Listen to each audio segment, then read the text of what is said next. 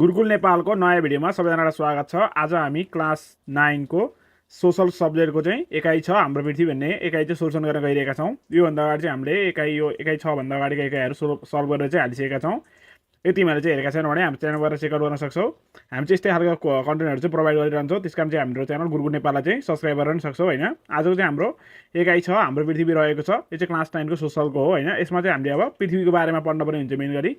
पृथ्वीमा चाहिँ मौसमहरू के हुन्छ हैन अनि महादेशहरूको बारेमा पनि पढ्न पर्ने हुन्छ यसमा। अब हामी चाहिँ अभ्यासहरूबाट चाहिँ सोल्युसन गर्छौँ यहाँ। सो तपाईँले हेर पाठ 1 हाम्रो अक्षांश र देशान्तर रहेको छ। सो अब अक्षांश र देशान्तरको बारेमा बुझ्नुपर्छ यहाँ हैन। अब अभ्यासमा हेर तपाईँले देशान्तर प्रधान मध्याह्न रेखा र अन्तर्राष्ट्रिय तिथि रेखाको परिचय देख्नुहोस् भनेको छ। परिभाषामा लेखिदिएको छु, तिमीहरू यहाँ हेर्न सक्छौ हैन। त्यस्तै ख नम्बरमा हाम्रो दैनिक जीवनमा देशान्तरको उपयोगिता उल्लेख गर्नुहोस् भनेको छ। त्यसको नि उत्तर मैले यहाँ लेखेको छु। त्यस्तै ग नम्बरमा हेर स्थानीय समय र प्रमाणिक समयमान भिन्नता देखाउनुहोस् भनेको छ। भिन्नता चाहिँ हामीले टेबलमा देखाएका छौँ। यतापट्टि हेर त्यो 3टा देखाइदिएको छु, मैले लेखिदिएको छु हैन। तिमीहरूले अब 4 नम्बरको मार्क्सको क्वेसन आएको छ भने 2-2टा लेख। अनि यदि हामी तिमीहरूले चाहिँ 4 मार्क्स भन्दा चाहिँ 2 मार्क्सको आएको छ भने 2-2टा लेख्नुपर्ने हुन्छ। 4 मार्क्स आयो भने 4-4वटा लेख्नुपर्छ है। यस्तै घ नम्बरमा हेर समय र देशान्तरबीच सम्बन्ध देखाउनुहोस् भनेको छ। सम्बन्ध मैले देखाएको छु। अब कारण दिनुहोस्मा चाहिँ हामीलाई अमा के सोधेको छ हेर त, रुस र अमेरिकामा धेरैवटा प्रमाणिक समय निर्धारण गरिएका छन् भनेको छ। किन भनेर सोधेको छ, मैले यहाँ उत्तर लेखेको छु। कारण दिनुहोस् भनेको चाहिँ हाम्रो क्वेसन एक्जाममा सोध्छ है। यो कारण दिनुहोस् भनेर चाहिँ सोध्न थाले 4 मार्क्सको क्वेसनमा चाहिँ 4वटा कारण दिनुहोस् सोध्छ है। तिमीहरूले चाहिँ गर्न सक्नुपर्छ। यहाँबाट त्यस्तो क्वेसन सोध्न थाले अहिले।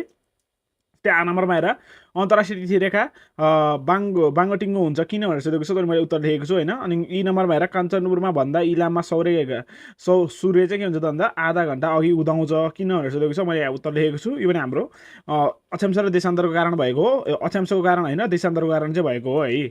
त्यस्तै 6 नम्बरमा हेर नेपालबाट जापान जाँदा घडी चालक बनाउनु पर्छ भनेको। नेपालभन्दा जापानको के छ त भन्दा समय चाहिँ छिटो छ, त्यसकारण चाहिँ धेरै चलाक हुन्छ है त घडी। त्यस्तै 6 नम्बरमा हेर 75 डिग्री पूर्वमा अवस्थित भारतको कुनै सहरमा मध्याह्नमा 12 बज्दा 165 डिग्री पूर्वमा रहेको जापानको कुनै सहरमा कति बज्छ भनेर सोधेको छ। हामीले यहाँ हिसाब गर्नुपर्छ। मैले हिसाब गरेर देखाइदिएको छु।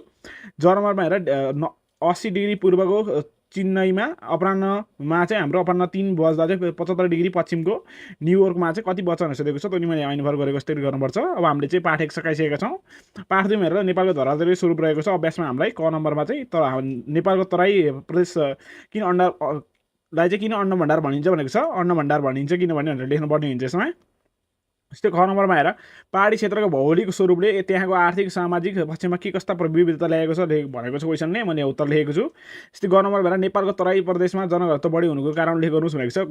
3वटा कारण लेखेको छु मैले। त्यस्तै घ नम्बरमा हेर नेपालको धरातलीय स्वरूप निर्माण प्रक्रियाको चर्चा गर्नुहोस् भनेको छ। धरातलीय स्वरूप कसरी बनेको छ हैन, त्यो चाहिँ लेख्नुपर्ने हुन्छ। मैले लेखेको छु। त्यस्तै ग नम्बरमा हेर हिमाली क्षेत्रका भौगोलिक स्वरूपको उपयोग कसरी गर्न सकिन्छ भनेर सोधेको छ हैन। अब हिमाली क्षेत्रमा हामी विभिन्न थरीका ट्रेकिङ गर्न सक्छौँ हैन हामीले। अन्तखेरि हिम श्रृङ्खलाहरू छ, त्यसरी गर्न सक्छौँ भनेर लेख्नुपर्छ। त्यस्तै पाठ 3मा हेर नेपालको हावापानी रहेको छ। नेपालको हावापानीमा क नम्बरमा मनसुन भनेको के सोधेको छ। मनसुन भनेको यहाँ लेखेको छु मैले। त्यस्तै ख नम्बरमा हेर भित्री हिमाली क्षेत्रमा किन कम वर्षा हुन्छ भनेर सोधेको छ। त्यो मैले यहाँ उत्तर लेखेको छु। त्यस्तै अब ग नम्बरमा हेर ग्रीष्मकालीन मनसुनका विशेषता लेख्नुहोस् भनेको छ। अब ग्रीष्मकालीन र शीतकालीन 2टा हुन्छ है नेपालमा चाहिँ। हावापानीको भनेको मनसुन चाहिँ हैन, त्यो बुझ्नुपर्ने हुन्छ। 2टा हुन्छ हाम्रो नेपालमा चाहिँ, ग्रीष्मकालीन र शीतकालीन है त। त्यस्तै घ नम्बरमा हेर मनसुनी वायु नेपालका लागि वरदान साबित भएको छ, तथ्यका आधारमा पुष्टि गर्नुहोस् भनेको छ। मैले उत्तर लेखेको छु। त्यस्तै अण नम्बरमा हेर त उच्च हिमाली क्षेत्रमा किन हिमपात हुन्छ भनेर सोधेको छ। अनि मैले उत्तर यहाँ कारणको रूपमा सोधेको छ क्वेसन, त्यस कारण मैले पोइन्ट लेखेको छु।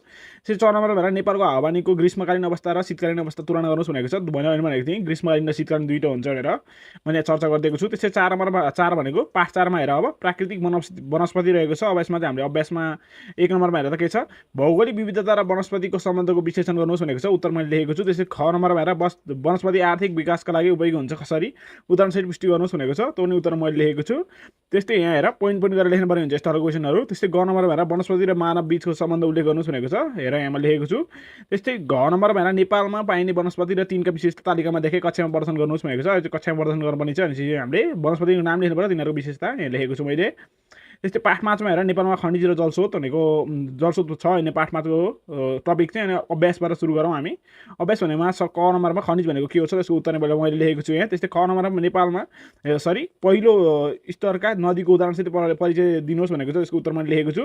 त्यस्तै जलस्रोतको उपयोगिता लेख्नुहोस् भनेको थियो। ग नम्बरमा मैले उपयोगिताहरू लेखिदिएको छु। त्यस्तै 9 नम्बरमा हेर त खनिज साधनको उत्खनन हुन नसक्नुका कारण उल्लेख गर्नुहोस् भनेको छ, प्रस्तुत गर्नुहोस् भनेको छ, त्यो मैले लेखेको छु। त्यस्तै घ नम्बरमा हेर नेपालमा जलसम्पदामा धनी भएर पनि त्यसको प्रभावकारी विकास र चाहिँ उपयोग चाहिँ हुन नसक्नुको कारण र समाधानको उपाय तालिकामा देखाउनुहोस् भनेको छ। हामीले अब यसको उपयोग हुन नसक्नुको कारण देखाउनु पऱ्यो अनि समाधानको उपाय पनि देखाउनु पऱ्यो। यहाँ हेर मैले लेखेको छु हुन नसक्नुको कारण र उपायहरू। त्यस्तै अब पाठ 6मा हेर नक्सा कार्य रहेको छ।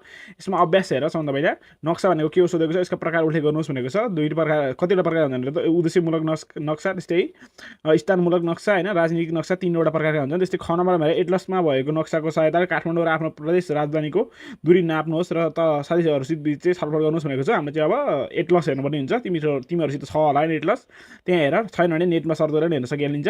त्यस्तै ग नम्बर भनेर नेपालको नक्सा कोरी उपयुक्त सङ्केतको प्रयोग गरी निम्नलिखित तथ्यहरूले भर्नुहोस् भनेको छ। यहाँ हेर मलाई दिएको थियो, मैले भरिदिएको छु। त्यस्तै अब पाठ 7 हेर एसिया भौगोलिक र प्राकृतिक वातावरण रहेको छ। हाम्रो अब महादेश सुरु भइसकेको छ, विश्वको सबभन्दा ठुलो महादेश एसिया हो, त्यसको सुरु भयो। अभ्यासमा हेर क नम्बरमा एसिया महादेशको धरातल स्वरूप उल्लेख गर्नुहोस् भनेको छ। धरातल भनेको जुन हाम्रो जमिन हुन्छ त्यो के छ भनेको। त्यस्तै अब मैले यहाँ सबै धरातलीय स्वरूपहरू उल्लेख गरिदिएको छु। ख नम्बरमा एसिया महादेशमा पाइने मुख्य नदीको सूची बनाउनुहोस् भनेको थियो, त्यो चाहिँ हाम्रो यहाँ मैले उतापट्टि लेखेको छु। यहाँ हेर यो हाम्रो ओम हो, त्यस्तै एनसी हो होइन, त्यसरी लेख्ने है त, पोइन्ट पनि लेख्ने। त्यस्तै ग नम्बरमा हेर एसिया महादेशमा पाइने हावापानीको विवरण प्रस्तुत गर्नुहोस् भनेको थियो, यो मैले उत्तर यहाँ लेखेको छु है त, ग नम्बर भइसकेको छ।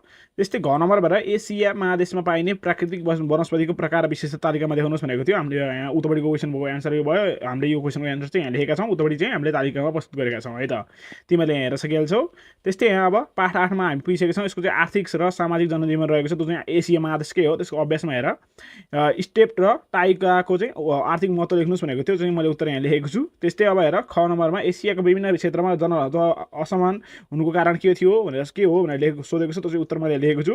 त्यस्तै ग नम्बरमा हेर दक्षिण एसिया र दक्षिण पूर्वी एसियाको आर्थिक गतिविधिको तुलना गर्नुहोस् भनेको छ, मैले तुलना गरिदिएको छु हेर।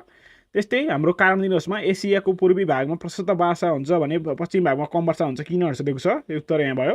सिङ्गापुर र इन्डोनेसियामा वर्षैभरि पानी पर्छ किन भनेर सोधेको छु, यहाँ मैले उत्तर लेखेको छु। त्यस्तै जापानमा माछा मार्ने व्यवसाय चाहिँ फस्टाएको छ किन भनेर सोधेको छ, मैले यहाँ लेखेको छु उत्तर नि। त्यस्तै यी नम्बरमा हेर दक्षिण एसियामा जनघनत्व उच्च छ किन भनेर सोधेको छु, त मैले यहाँ उत्तर लेखेको छु। त्यस्तै अब पाठ 9 हेर युरोप महादेशको छ भौगोलिक तथा प्राकृतिक वातावरणहरू। अब क नम्बरमा हेर युरोपका भौगोलिक क्षेत्रको विवरण दिनुहोस् भनेको छ, मैले यहाँ विवरणहरू प्रस्तुत गरेको छु। त्यस्तै ख नम्बरमा हेर युरोपका मुख्य नदी र पर्वत श्रेणीहरूको नाम उल्लेख गर्नुहोस् भनेको छ, त्यो पनि उत्तर लेखेको छु। त्यस्तै ग नम्बरमा हेर युरोपका मुख्य नदी र पर्वत, लामो नदी, हिउँदमा वर्षा हुने क्षेत्र र वर्षैभरि पानी पर्ने क्षेत्रहरूको नाम लेख्नुहोस् भनेको छ। मुख्य नदीहरू यहाँ छ, मैले यहाँ चाहिँ 1 2 3 पोइन्ट बनाएर चाहिँ सबै कुरा लेखिदिएको छु है त। त्यस्तै घ नम्बरमा हेर युरोप महादेशमा पाइने वनस्पतिको सूची बनाई विशेषता प्रस्तुत गर्नुहोस् भनेको छ, मैले चाहिँ यहाँ राखेको छु होइन हेर। त्यस्तै ग नम्बरमा हेर युरोप महादेशमा पाइने हावापानीको सूची बनाई विशेषता उल्लेख गर्नुहोस् भनेको छ। हेर हाम्रो युरोप देशमा पाइने हावापानी हेरिराखेको छु मैले, अनि त्यसको विशेषताहरू पनि हेरिराखेको छु। त्यस्तै 6 नम्बरमा हेर भूमध्य सागरीय हावापानीको क्षेत्रलाई किन संसारको बगैँचा भनिन्छ भनेर सोधेको छ, मैले यहाँ कारणहरू अलिअलि लेखिदिएको छु। त्यस्तै अब कारण दिनुहोस् हेर त पूर्वी युरोपमा घाँसे मैदान पाइन्छ किन भनेर सोधेको छ, उत्तर मैले लेखेको छु। त्यस्तै आ नम्बरमा युरोपको दक्षिणी भागमा हिउँदमा चाहिँ मात्र वर्षा हुन्छ भनेर सोधेको छ, उत्तर यहाँ छ। त्यस्तै ई नम्बरमा उत्तरी युरोपमा कर्णधारी वनस्पति पाइन्छ भनेको छ, त्यसको उत्तर यहाँ छ। त्यस्तै ई नम्बरमा युरोपलाई प्रायद्वीपको पनि प्रायद्वीप भनिन्छ किन भनेर सोधेको छ, त्यो मैले यहाँ उत्तर लेखेको छु। अब पाठ 10मा हेर युरोपको चाहिँ हाम्रो आर्थिक र सामाजिक जनजीवन रहेको छ। क नम्बरमा हेर युरोप महादेशमा माछा मार्ने व्यवसाय फस्टाउनुको कारण उल्लेख गर्नुहोस् भनेको छ, उत्तर लेखेको छु मैले। त्यस्तै ख नम्बरमा युरोपमा कृषि क्षेत्रमा आधुनिकीकरण हुनुको कारण प्रस्तुत गर्नुहोस् भनेको थियो, मैले यहाँ उत्तर लेखेको छु। त्यस्तै ग नम्बरमा हेर पूर्वी युरोपमा अवस्थित घाँसे मैदानको आर्थिक महत्त्व उल्लेख गर्नुहोस् भनेको थियो, त्यसले चाहिँ मैले यहाँ उत्तर यतापट्टि चाहिँ हाम्रो यो ख नम्बर उत्तर छ, यो चाहिँ ग नम्बर उत्तर यता र यहाँसम्म राखेको छु मैले लेखेको छु होइन। त्यस्तै घ नम्बरमा हेर युरोपका उत्तर पश्चिममा अवस्थित देशहरूमा डेरी उद्योगको चाहिँ विकास हुनुको कारण दिनुहोस् भनेको छ। हाम्रो डेरी किन फस्टाइरहेको छ भनेर सोधेको हो होइन। यहाँ चाहिँ हामीले अब के लेख्नुपर्छ त भन्दा अब डेरी किन उद्योग फस्टाइरहेको छ, विकास किन भइरहेको छ, कारणहरू खुलाउनुपर्छ, मैले लेखेको छु उतापट्टि हेर। त्यस्तै ग नम्बर हेर नेपालले युरोपियन देशहरूले गरेको आर्थिक प्रगतिबाट के पाठ सिक्न सक्छ भनेर सोधेको छ, मैले यहाँ लेखेको छु।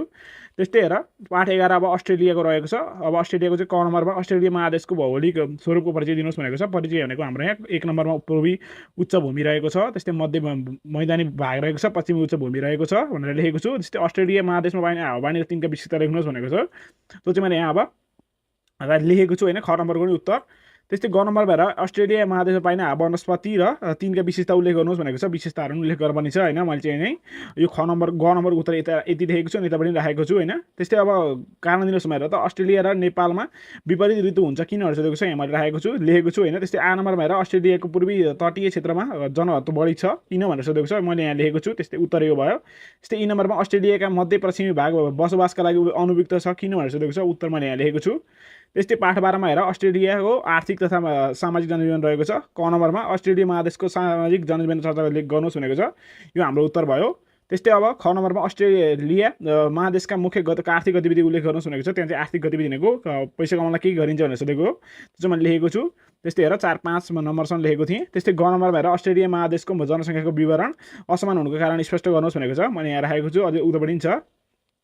त्यस्तै हेर घ नम्बरमा अस्ट्रेलियामा चाहिँ पशुपालन प्रशस्त हुनुको कारण लेख्नुहोस् भनेको थियो। हामीले चाहिँ यहाँ अस्ट्रेलियामा किन पशुपालन प्रशस्त हुन्छ भनेर चाहिँ कारण खुलाइदिएका छौँ। त्यस्तै ग नम्बरमा हेर अस्ट्रेलियामा चाहिँ आयात र निर्यात कुनै गर्ने वस्तुहरू तालिकामा देखाउनुहोस् भनेको छ। अब आयात भनेको चाहिँ हाम्रो के गर्छ र निर्यात भनेको के गर्छ लेख्नुपर्ने थियो। अब पाठ 13मा हेर विपद रहेको छ, त्यसको चाहिँ अभ्यासमा हेर्दा क नम्बरमा विपद भनेको के सोधेको छ, उत्तर यहाँ छ। त्यस्तै ख नम्बरमा प्राकृतिक र मानवीय सृजित विपदको चाहिँ भिन्नता लेख्नुहोस् भनेको थियो, मैले चाहिँ यहाँ लेखेको छु। त्यस्तै अब हिजो मैले यहाँ फरक छुट्याएँ होइन, दुईवटा लेखिदिएको छु, तिमीहरूले पनि लेख्न सकिहाल्छौ। हामीले चाहिँ अब दुईवटा लेखेर राखेका छौँ यहाँ। त्यस्तै ग नम्बरमा विपदको असर लेख्नुहोस् भनेको छ, विपदको असरहरू मैले यहाँ पोइन्ट राखिदिएको छु। त्यस्तै घ नम्बरमा विपद व्यवस्थापन भनेको के हो, विपद व्यवस्थापनका स्थानीय तहको भूमिका लेख्नुहोस् भनेको छ। अब स्थानीय तहको मैले चाहिँ भूमिका र विपद व्यवस्थापन भनेको के हो लेखिदिएको छु। त्यस्तै अब 1 नम्बरमा विपद पूर्व तयारी भनेको लेखेको छु, मैले चाहिँ त्यहाँको हो व्यवस्थापन गर्ने खण्डमा लेखेको हो। त्यस्तै अब ख नम्बरमा 2 नम्बरमा चाहिँ विपदको समस्याहरू के थियो मैले खुलाएको छु। त्यस्तै यहाँ पनि छ होइन, विपदको समयहरू पनि के छ त्यो पनि मैले खुलाएको छु। त्यस्तै 3 नम्बरमा विपदपछि के गर्ने नि खुलाएको छु मैले। त्यस्तै 9 नम्बरमा हेर नेपालमा हुने जल उत्पन्न प्रकोपको सूची बनाउनुहोस् भनेको छ। बाढी आउँछ होइन नेपालमा बढी, त्यस्तै पहिरो जान्छ, भुच्छे हुन्छ, अनि त्यस्तै हिमपात हुन्छ, त्यस्तै आँधी खडेरी हुन्छ है त। त्यस्तै जल चाहिँ उत्पादन प्रकोपका कारणहरू पनि मैले लेखिदिएको छु होइन। यसरी चाहिँ मैले यो क्वेसनहरू सल्भ गरेर चाहिँ मैले धेरैवटा पाठहरू सल्भ गरिसकेको छु होइन। अहिले चाहिँ यो हाम्रो विगत भन्ने चाहिँ हाम्रो पृथ्वी भन्ने चाहिँ हाम्रो एकाइ 6 थियो, यो चाहिँ क्लास 9 को थियो होइन, सोसलको चाहिँ। त्यो चाहिँ मैले सबै एकाइको चाहिँ यो जुन एकाइ थियो हाम्रो एकाइ 6 त्यो सबैको चाहिँ च्याप्टरहरू चाहिँ सोल्युसन गरेर सकाइसकेको छु। लास्टमा सबैजनालाई चाहिँ धन्यवाद।